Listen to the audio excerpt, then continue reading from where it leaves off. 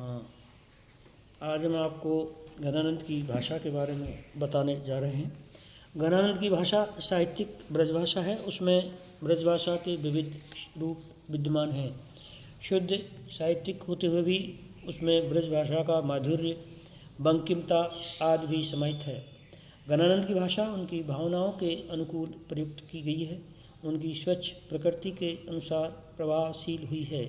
इसलिए आचार्य रामचंद्र शुक्ल ने लिखा है, भाषा मानो इनके हृदय के साथ जुड़कर ऐसी वशवर्तनी हो गई थी कि ये उसे अपनी अनूठी भाव भंगिमा के साथ साथ जिस रूप में चाहते थे उस रूप में मोड़ सकते थे। वास्तव में घनानंद की भाषा लोकोक्तियों, मुहावरों, उक्ति वैचित्र्य, अर्थ गांभीर्य, चित्रोपमा एवं लाक्षणिकता की एक निधि है। सुविधा की दृष्टि से हम घनानंद की भाषा को निम्नांकित में निरूपित कर सकते हैं। लाक्षणिकता के कारण घनानंद की भाषा बहुत ही अर्थ गर्भित एवं प्रेषणीय बन गई है। जिस कवि की भाषा में जितना उक्ति वैचित्र होगा वह कवि उतना ही सफल लाक्षणिक प्रयोग करता होगा, और उक्ति वैचित्र घनानंद के काव्य की एक महत्वपूर्ण विशेषता है। आचार्य शुक्ल ने लिखा है कि लक्षणा का विस्तृत मैदान खुला रहने पर भी हिंदी कवियों ने उनके भीतर कम पैर बढ़ाया। एक घनानंद ही ऐसे कवि हुए हैं जिन्होंने इस क्षेत्र में अच्छी दौड़ लगाई।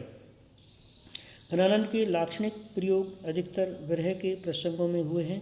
घनानंद की उक्तियों में एक अद्भुत भाव भंगिमा है, साथ ही उनमें नवीनता भी है और प्रेषणीयता के कारण उनकी भाषा में चार चांद लग गए हैं। देखिए, एक निर्मोही के मोह में फंसी हुई मति का सुंदर एवं मोहक लाक्षणिक रूप प्रस्तुत किया गया है। मति दौर थकी निलहे ठिक ठौर, अमोही के मोहे मिठास ठगी। इसी प्रकार कवि घनानंद की वेदना में लाक्षणिकता देखिए। कहाऊ कल पाए है सु कैसे कल पाए हैं।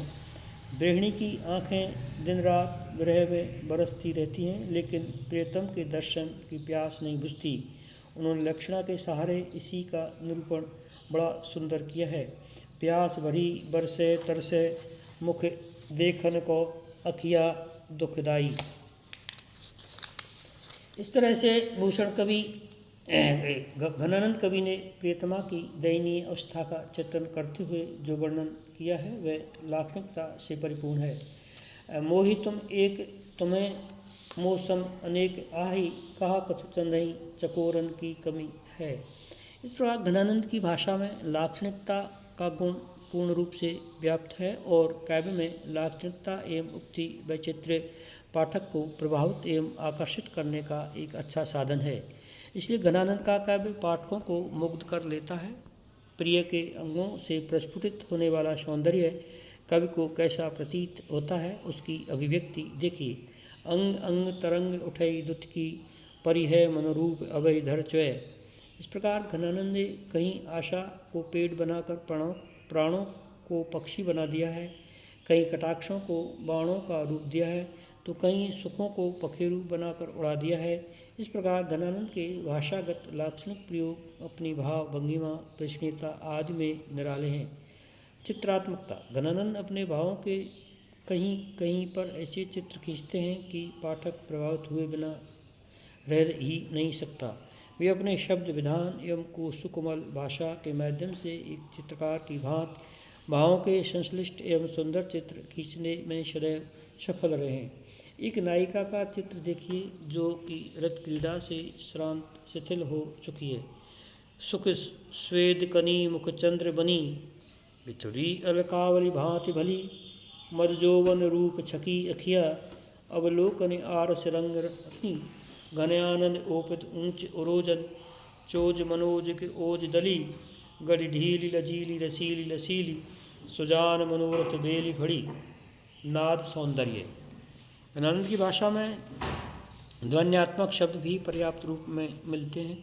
उन्होंने शब्दों का चयन बहुत ही सोच विचार कर किया है, जिससे कि वे अपने भावों की व्यंजना अधिक सरलता से कर सकें तथा प्राकृतिक व्यापारों की ध्वनि भी भली प्रकार व्यंजित हो गई है। देखिए, निम्नांकित पंक्तियों में मोरों का कूकना, घटनाओं का घृणा तथा मधुर समीर का बहना व्यंजित किया गया है।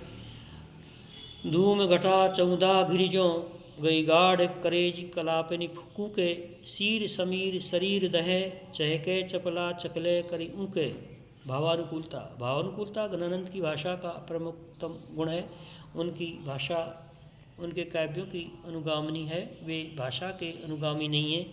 जहाँ कहीं उन्होंने अपने विरही मन के उद्गारों को प्रकट किया है, वहाँ पर भाषा सरल एवं कोमलकांत पदावली से युक्त हो गई है। ये पंक्तियाँ द्रष्टव्य हैं।